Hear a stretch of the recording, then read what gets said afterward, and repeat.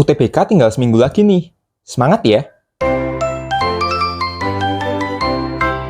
Kita mulai dengan soal yang pertama ya, terkait dengan fungsi. Di sini kita punya soal tentang fungsi inverse dan fungsi komposisi gitu ya.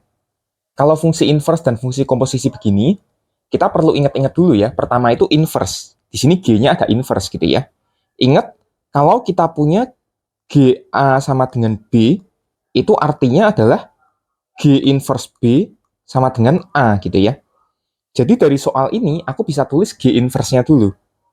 G inverse dari X min 4 per X tambah 2 itu sama dengan X minus 2 gitu ya. Jadi yang diminta soal apa? Yang diminta soal adalah F dari G inverse dari 2 gitu ya. Jadi kita coba hitung dulu G inverse dari 2-nya nih. Jadi sama dengan apa gitu ya. Kita lihat, ini kan udah sama-sama G inverse. Jadi yang di dalamnya G inverse ini kita coba sama denganin gitu ya. Jadi kita punya apa? X min 4 per X tambah 2 itu harus sama dengan 2 gitu ya.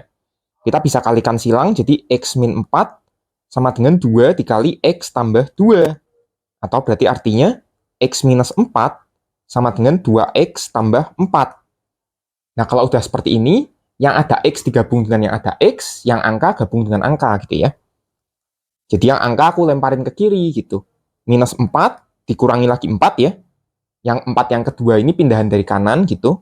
Sama dengan 2X minus X. Berarti artinya minus 8 sama dengan X gitu ya.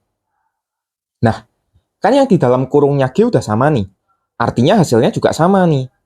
X-nya kita ganti jadi minus 8 minus 2. Sama dengan 10 gitu ya. Nah, kita balik lagi ke soal. Berarti F dari G inverse 2 gitu ya. Sorry, tadi maksudnya minus 8 minus 2 hasilnya minus 10 ya. F dari G inverse 2 itu berarti hasilnya apa? Berarti sama dengan F dari 10 gitu kan. F dari 10 ini berapa? Ya berarti 10 kuadrat tambah 3 ya. Dari soal kan Fx-nya X kuadrat tambah 3 gitu ya. Maka hasilnya adalah 103. Seperti itu. Gampangan ya untuk fungsi inverse dan fungsi komposisi begini. Kalau gitu kita lanjut ke soal berikutnya ya. Untuk soal logaritma begini, kita itu perlu mengingat-ingat beberapa properti dari logaritma gitu ya. Salah satu properti yang paling gampang adalah kalau kita punya misalkan log A dikurang log B gitu ya. Itu akan sama dengan log dari A dibagi B. Seperti itu.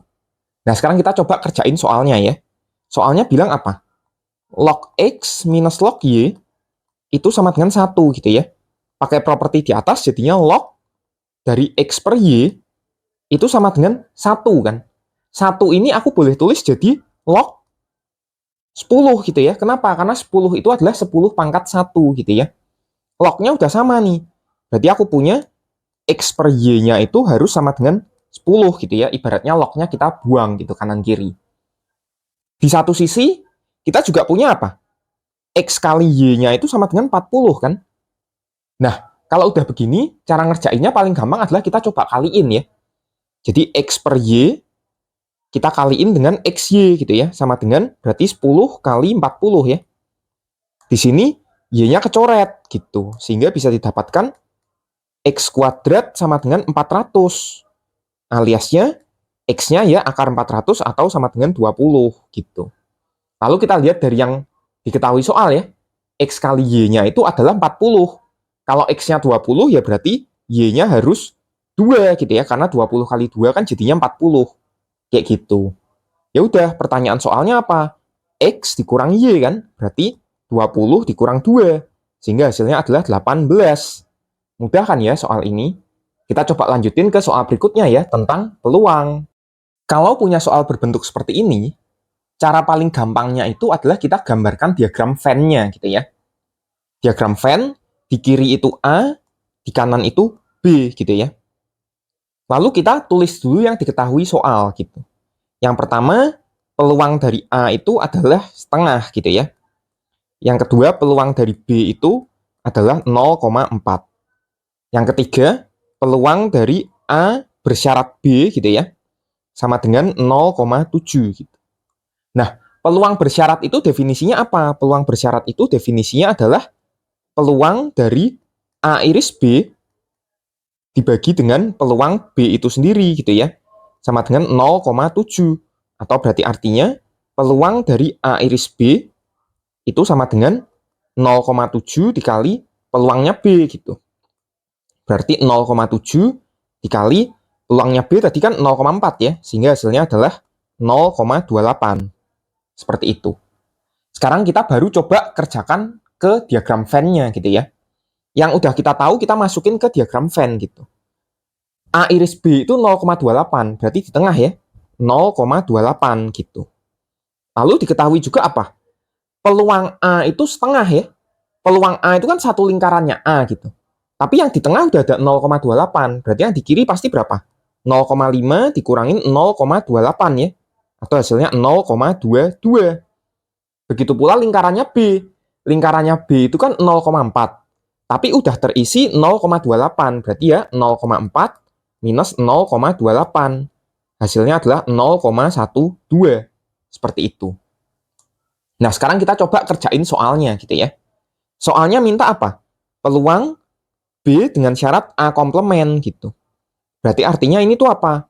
Peluang B iris A komplement dibagi dengan peluang dari A komplement. Kita coba hitung dulu ya. Yang paling gampang itu peluang dari A komplement dulu. A komplement ya tentu aja gimana? A komplement tentu aja 1 dikurangin peluang dari si A-nya itu sendiri gitu ya. Berarti 1 dikurang setengah sama dengan setengah. Seperti itu. Lalu yang kedua kita harus hitung peluang B diiriskan dengan A komplement. Nah lihat, B iris A komplement itu artinya di dalam B ya.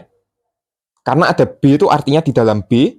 Lalu A komplement artinya di luar A. Jadi perhatiin, di dalam B tapi di luar A. Di dalam B dan di luar A itu berarti yang mana? Berarti bagian yang 0,12 ini kan, itu kan di dalam B tapi di luar lingkaran A gitu ya. Jadi hasilnya adalah 0,12. Maka jawabannya 0,12 dibagi 0,5 ya. Atau hasilnya 0,24. Seperti itu. Mudah kan ya? Kita coba lanjutin ke soal berikutnya ya. Tentang trigonometri. Di sini kita punya segitiga ABC gitu ya. A, B, dan C gitu. Yang ditanya sin dari setengah A plus B gitu ya. Tapi kalau kita lihat pilihan jawabannya, nilai sin ini tuh mau dihubungkan dengan sudut C gitu. Jadi kita hubungkan dulu sudut A, B, dan C gitu ya.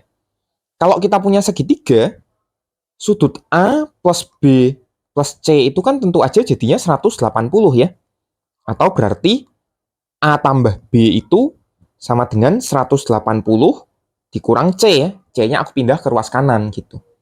Lalu, di soal ini kan adanya apa? Setengah dari A tambah B ya. Berarti itu artinya adalah setengah dari 180 minus C gitu. Atau berarti artinya setengah dari A tambah B itu jadi sama dengan 90 minus setengah C ya. Distributif gitu ya. Lalu kita tuliskan soalnya itu apa? Soalnya itu kan sin dari setengah A tambah B kan ya. Berarti sama dengan sin dari 90 minus setengah C gitu ya. Tapi kita perlu ingat, sin dari 90 minus sesuatu itu hasilnya adalah jadi cos dari sesuatunya itu ya. Berarti cos dari setengah C. Seperti itu. Gampang kan ya? Kita lanjutin ke soal terakhir buat hari ini ya. Tentang geometri. Untuk soal geometri ya, selalu paling penting kita harus tahu gambarnya dulu. Jadi kita gambarin segi 4 gitu ya. A, B, C, dan D seperti itu. Lalu diketahui apa? AB itu akar 15 dan AD itu akar 5 gitu ya. E itu perpotongan kedua diagonal. Jadi kita coba gambarin diagonalnya gitu ya. Ini diagonal, ini juga diagonal gitu ya. Seperti itu. Ini titik E. Nah, kita coba cari panjang diagonalnya dulu. Panjang diagonal itu kan ya AC pasti sama dengan BD kan ya, diagonal ya. Cara carinya pakai apa? Pakai Pythagoras. Akar dari AB kuadrat tambah AD kuadrat gitu ya. Berarti ini apa? Akar dari AB-nya akar 15. Dikuadratin jadi 15. Ditambah AD-nya akar 5, kuadratin tentu jadi 5 gitu ya. Berarti akar 20. Akar 20 ini kita bisa sederhanakan kan? Jadi apa? Akar 4 kali akar 5 ya, karena 20 itu 4 kali 5. Kenapa 4 kali 5? Karena 4 ini bilangan kuadrat gitu ya. Jadi hasilnya adalah akar 4 itu 2, akar 5 gitu. Jadi kita tahu kalau diagonalnya itu 2 akar 5. Tapi perhatiin kalau persegi panjang itu, titik potong diagonal itu pasti bagi diagonalnya jadi 2 ya. Jadi kalau diagonalnya 2 akar 5, pasti ya masing-masing setengahan ini akar 5 semua gitu ya. Akar 5 semua gitu. Seperti itu. Nah, maka akan ada yang menarik gitu kan. Apa yang menarik? Yang menarik tentu aja kita bisa lihat AED itu adalah segitiga apa? Sama sisi. Kenapa sama sisi? Karena sisinya akar 5 semua. Nah, kalau sama sisi begini, sudutnya berapa? Sama sisi begini kan sudutnya 60 ya. 60 semua gitu. Yang diminta sudut BEC ya.